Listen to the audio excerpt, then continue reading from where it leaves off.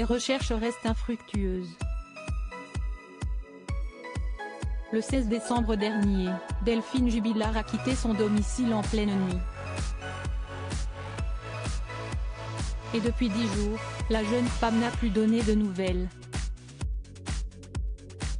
Alors que la police continue ses recherches intenses, une battue citoyenne s'est déroulée près de la ville de Tarn, où a disparu cette infirmière de 33 ans.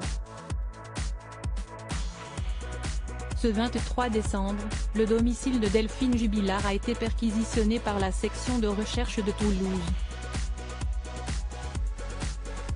Mais là encore, la police n'a rien retrouvé. Dans l'affaire de la disparition de Delphine Jubilard, la piste criminelle est désormais privilégiée par les autorités après l'ouverture d'une information judiciaire pour arrestation, enlèvement, détention ou séquestration.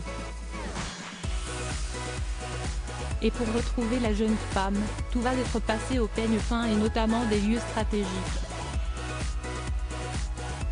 La thèse de l'enlèvement serait le pire des scénarios, a réagi le maire de Cagnac-les-Mines sur BFM TV. À nos confrères, le maire a expliqué avoir fait la liste de tous les lieux désaffectés qui auraient pu servir d'endroit de séquestration. Plus d'une semaine après la disparition de Delphine Jubilard, les enquêteurs n'excluent aucune piste et poursuivent leurs recherches aux alentours du domicile de la jeune femme.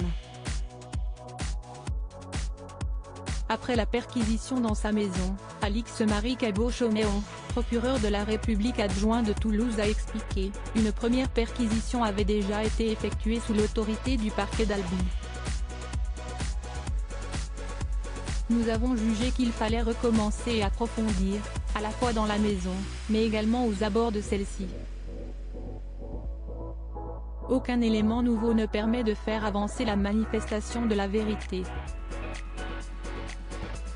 À ce stade, on en est au même point qu'hier. Mercredi 23 décembre, l'enquête a été confiée à 2 magistrats de Toulouse. Les proches de Delphine Jubilard ne croient pas à un départ volontaire. Les recherches et investigations ayant mobilisé en continu des moyens considérables, ne discriminant aucune piste ou hypothèse à ce stade, n'ont pas permis de découvrir cette personne ou de déterminer les circonstances de sa disparition, dont rien n'indique qu'elle a pu être volontaire, expliquait la procureure de la République.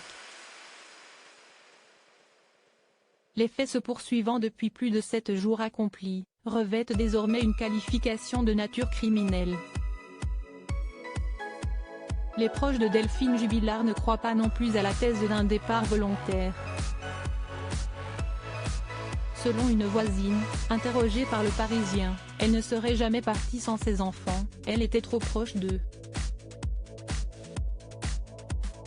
Son mari expliquait que, malgré la procédure de divorce en cours, cela se passait très bien, je ne comprends pas pourquoi elle est partie. Pour rappel, au moment de sa disparition, Delphine Jubilard était habillée d'une doudoune blanche.